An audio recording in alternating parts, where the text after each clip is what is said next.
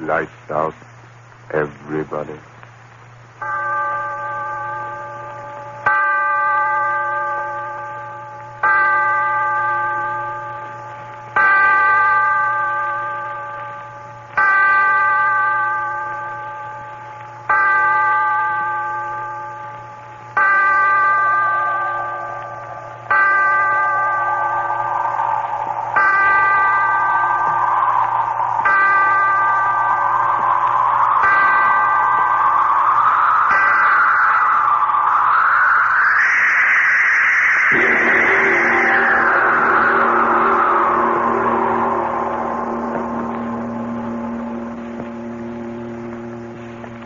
Tonight, Lights Out presents another psychological drama, a play in which the principal part is taken not by the character himself, but his thoughts.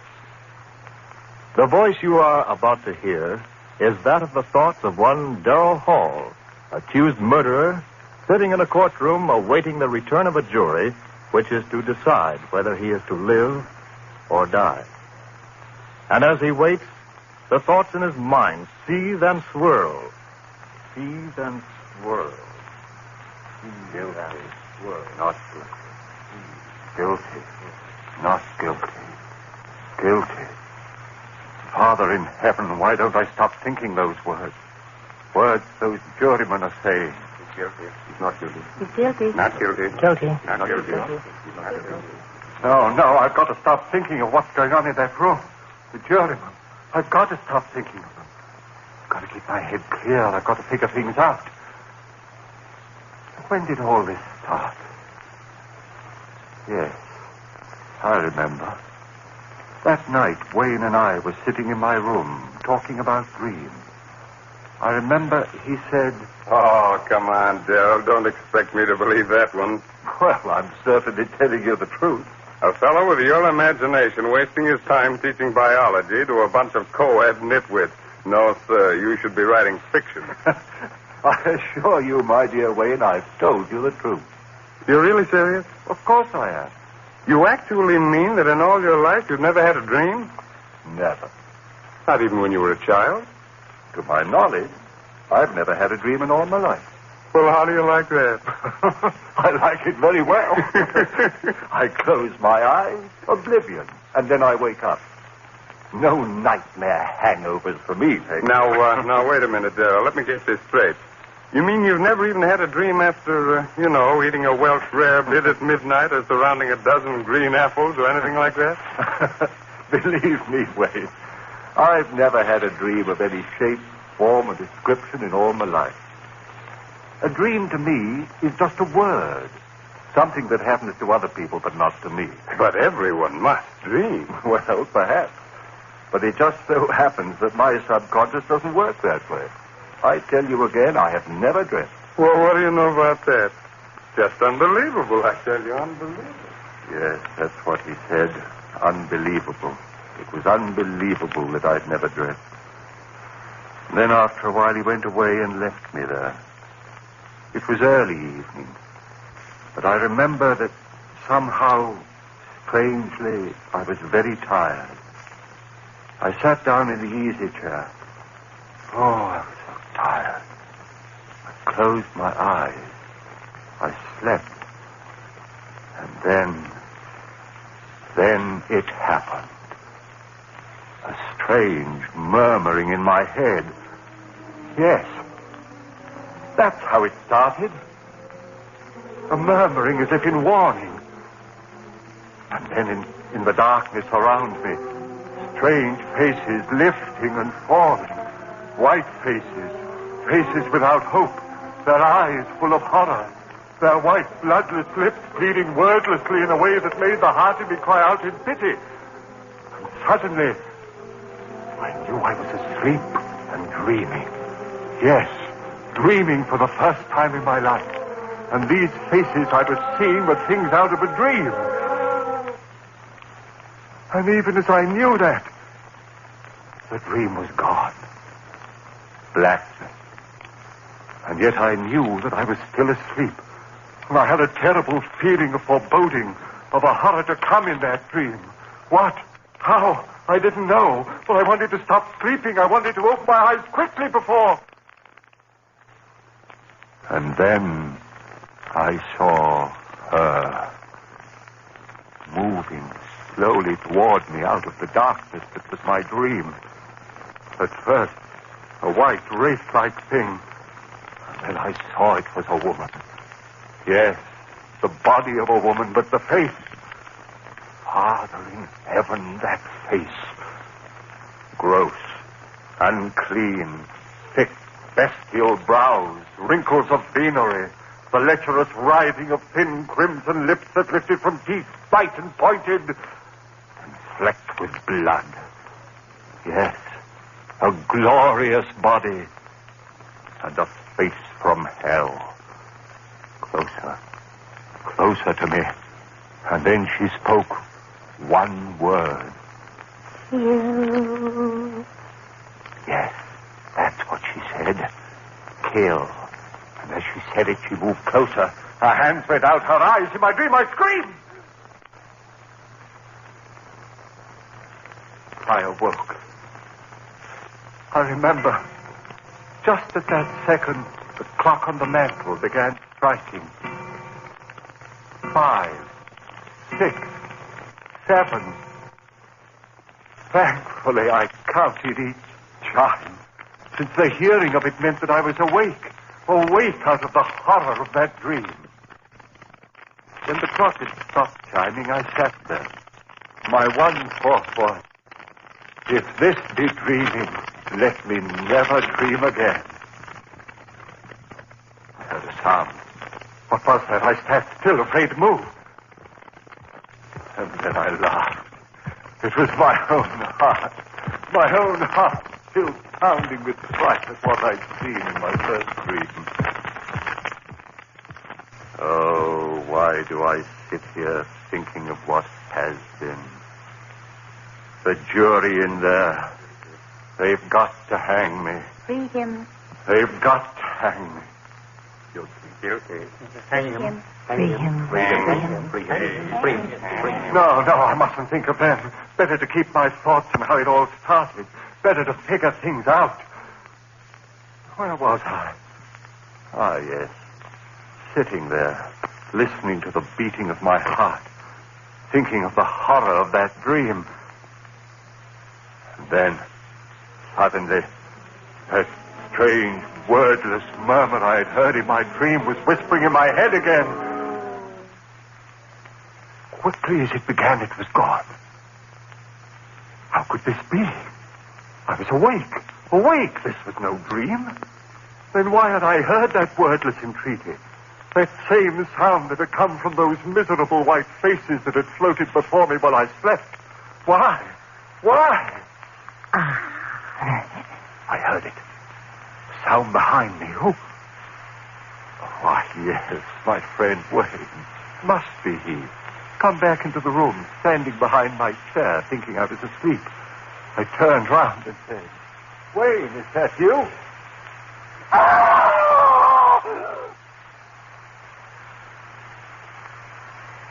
Yes, I screamed. I screamed so loudly there was blood in my throat. For it was she again. That woman out of my dream. But this wasn't a dream. She was standing there, I tell you. She was standing there close to me, looking at me. And those lips out of hell said that one word. You. I jumped to my feet. No one in the room, no one, I tell you. I remember standing there, my head reeling. Who was she? Where did she come from? But there was no one in the room. Had there been anyone there? I didn't sleep that night. But by morning, I had it all figured out. 2 dreams. That's what it had been. And the second had been more vivid than the first. Why, of course. I'd never dreamed before. So, of course, my first dreams would seem reality. How easy it was to quiet the unrest in my mind.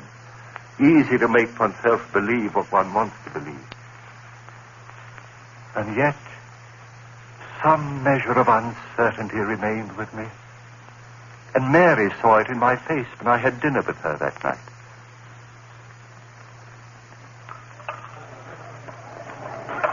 Daryl, do you mind if I ask you something? What a question. Of course not.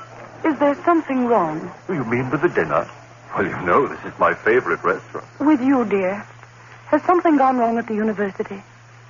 Why do you ask that? The worry in your eyes. Oh. What is it, dear? Oh, it's nothing. It's nothing important. You changed your mind about loving me? Mary. Then tell me what it is, please. All right. It's really nothing to concern yourself over. Just a dream. Dream? Daryl, you dreamed. Yes. Last night. How marvelous. Now you're normal even when you sleep. That's right, isn't it? I'm back to normal, see if I'm not. And here I thought from the expression on your face that it was something really important. Funny, isn't it? And I suppose in your first dream you dreamt of a glorious, seductive woman. No, Mary. Ah, did you have a nightmare? If you don't mind, let's not talk about it anymore. Shall we have our dessert now? Now, I suggest the hot green apple pie with cheese. Daryl, was it as bad as all that? Horrible. Oh, that's cruel. Your very first dream, an unhappy one. Oh, well, I'm sure that if you dream again, you've more interesting times ahead. Oh, Daryl, look at the time. 7:01, and we promised the Armstrongs we'd pick them up at 7:15. Daryl, what is it? Your face. Do you hear it? Hear what? You do hear it, don't you? The voices. Voices? Daryl, what are you talking about? Why, the people in this restaurant are most well behaved. Gone. Just the way it was before. Daryl, please, if this is a joke, please tell it to me. Daryl, what is it? What are you staring at? What's behind my chair? What's there, Daryl? Tell me what. Daryl, the table. Why did you throw over the table? Daryl, what is it? What is it? Why did you scream like that? What's the matter with you,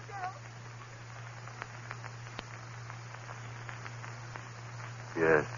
She wanted to know why I had done it.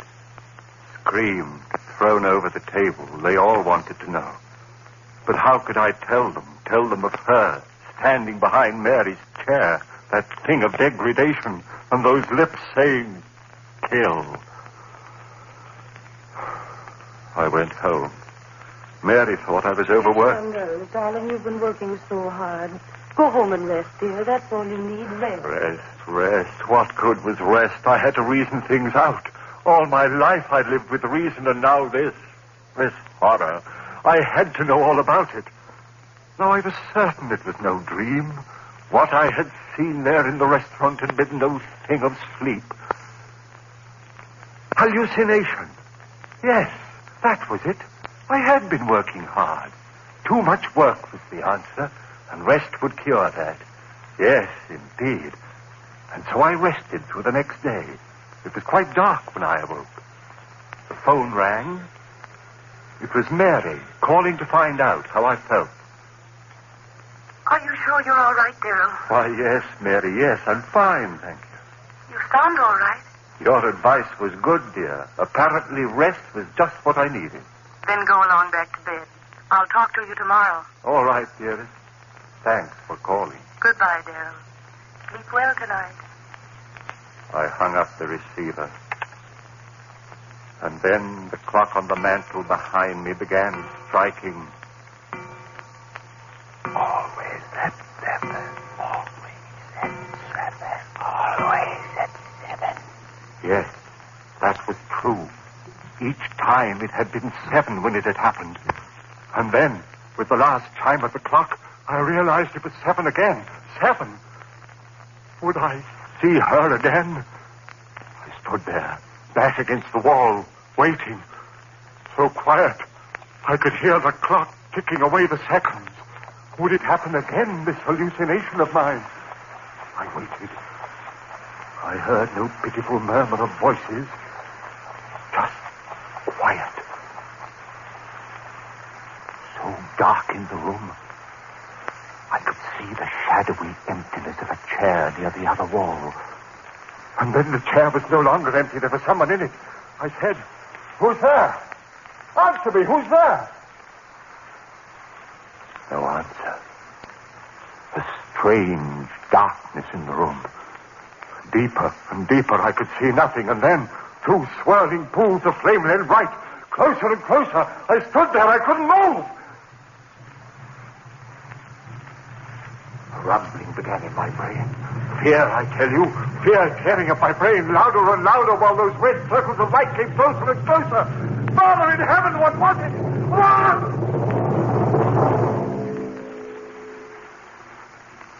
And then I knew.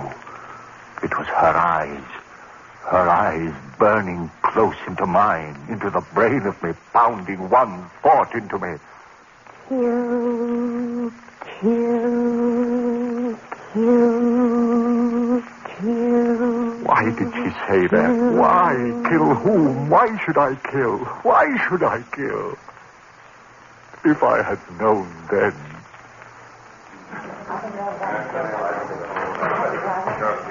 The jury. They're coming back. The verdict. What?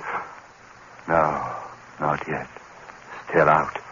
Oh, they've got to find me guilty. I've got to hang. I've got to. If I live. Oh, but I mustn't think of that. I must think of what happened. Where was I? Ah, yes. That woman. Her eyes pounding that word into me, and then gone again. But this was no dream. Then what? A voice within me whispered, "Crazy, crazy, crazy." No, I was insane. That horror was real as the breath in me. And with that realization, the coldnesses of a wind blew around me and clutched at my heart. For if she was reality, somehow I knew that I was lost. And so it began. Night after night, the stroke of 7. First, that wailing dirge of those lost souls. And then her writhing lips. Kill, kill, kill, kill, kill, kill. Father in heaven, the words began pounding in my head so that even when she wasn't there, I heard them. I hid in my room. I didn't go out. People would see this madness that had come over me. I went nowhere. And soon I knew that they were talking of me. I tell you, I don't know what's come over Darrell. Hides in his rooms, won't even talk to me. Something's wrong there. And Mary. Please, Darrell, you've got to let me see you. This talking over the phone. Oh, darling, what's wrong? What's wrong? And night after night, the horror of... And the greater horror of... Kill, kill, kill, kill, kill. Mary pleaded with me. Darrell, if you love me, please let me see you, talk to you. Come over to my house tonight. Oh, please, Darrell, perhaps I can help you. Please, darling, please. I didn't want to go, but I went that night. Perhaps she could help. Yes. Help me understand the madness of those wailing voices and drifting white faces. Understand the horror of that woman and that maddening word. Mary, so understanding, so gentle, she could help me clear my head of the madness. Oh, Darrell, you're here at last. Mary, help me. You will help me. Oh, Darrell, your face so white. Oh, Don't talk yet. Sit here and rest. I'm sane, Mary. Believe me, I'm sane. Of course, dearest. Of course you are. It's that madness outside of me, those white drifting faces moaning at me. Rest, darling. And that woman out of hell. Woman? Her eyes and lips telling me to...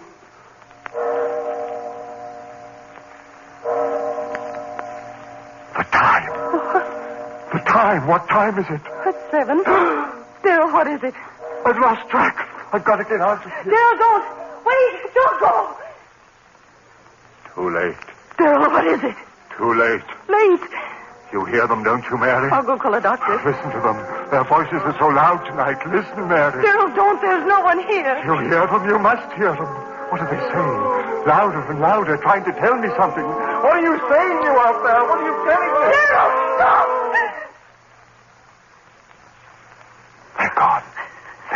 Voices gone.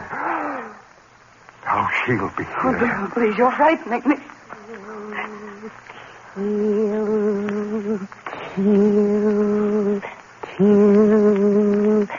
You hear her, Mary?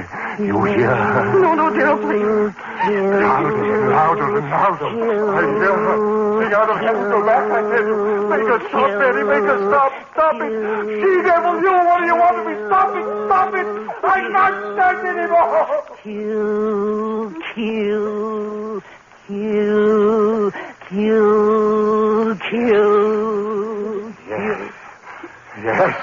Yes, go away. I'll kill. Darrell, don't. Oh, my neck. Choking me. Darrell, no. Kill.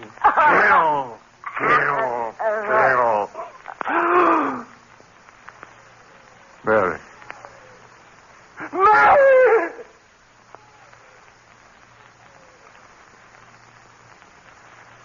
Yes. I had killed her. My sweet, gentle little Mary. Killed her with my own hand. I opened my hand. She fell to the floor. I went out into the street.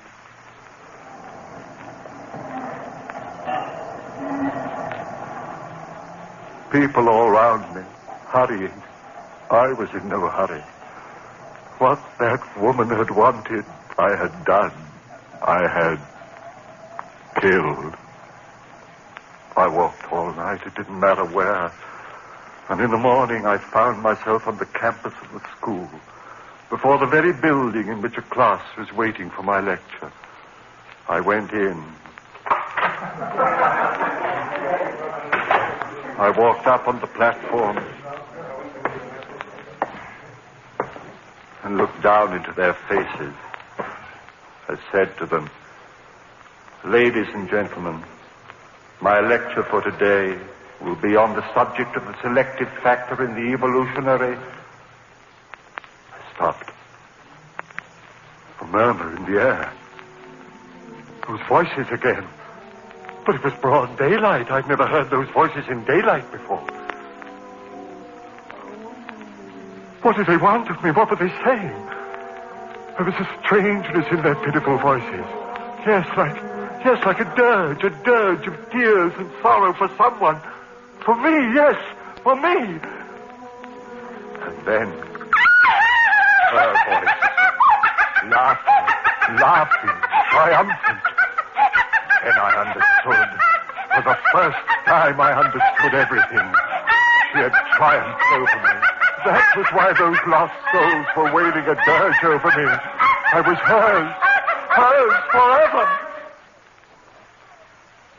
I turned and ran out of there like a madman. Ran, and as I ran, those voices of the damned were talking to me. As we are doomed. No. Those who murder are doomed. We listen to her and now you are one of us. Those who murder. No peace through all eternity. Rest for those who murder. Through all eternity. But covered with my ears and my hands, I ran. No use. I heard them. Only one hope for you, man. One hope. Expiate your crime on the gallows. Pay for what you have done. On the gallows, and you shall have one hope, man. One hope.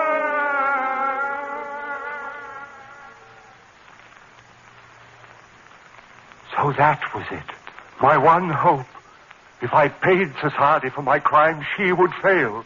I would be free of her, that thing, that essence of evil, that siren who called men to murder so that their souls would be slaves to her for all eternity. Yes, I'd pay for my crime. I ran on, back to Mary's house. Yes, I'd pay it gladly with my life to have the peace and the rest of oblivion. I went back into the house. Yes, Mary was lying there, cold. I lifted her. Those same hands that had crushed the life out of her lifted her and carried her out into the sun. My eyes were so filled with tears that I could hardly see where I walked. people began milling about me. He's got a woman in his arms. Well, where's he carrying her? She must have fainted. No, look, she's dead. What? Who killed her? Hey, mister, who killed her? I did. Who killed her? I killed her. With my own hands, I killed her. And please, I want to die for that. Hey, nobody will talk.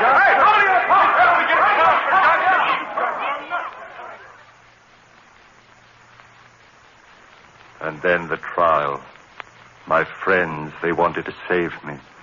Clever eternities, sanity commissions, and twists of the law. But I wanted to die. I tell you, I had to die. If they set me free, if I lived and died as most men die, the death they call a natural one, then she would have me. No. I want to hang by the neck until dead. I want that noose around my neck. The trap beneath my feet, the jailer pulled the switch. My feet dancing in air. The noose strangling me as my hands strangle Mary. Pay for my crime and I'll be free. Free of that horror with the writhing lips and blood-stained teeth.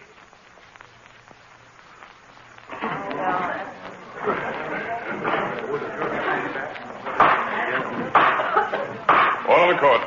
All in the court. The jury. They're coming in. Guilty. They've got to find me. Gentlemen of the jury, have you reached a verdict? We have, Your Honor. The clerk of the court will read the verdict, please. See the jury. Find the defendant guilty of murder in the first degree. Guilty! You hear that, you thing out of hell? Guilty! Hang me for the neck till I'm dead. I'll be free of you. I'll have peace. You failed, you beast. I'll see to my crime.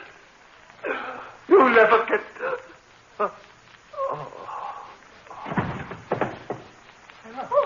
What's he? He's fainted. Hey, stand back, everybody. Doctor, right this way, doctor. Ambulance, call an ambulance. Stand back, please. It's no use.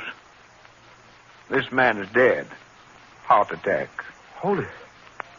Would you take a look at his face? Yeah. As if he was looking at the devil himself.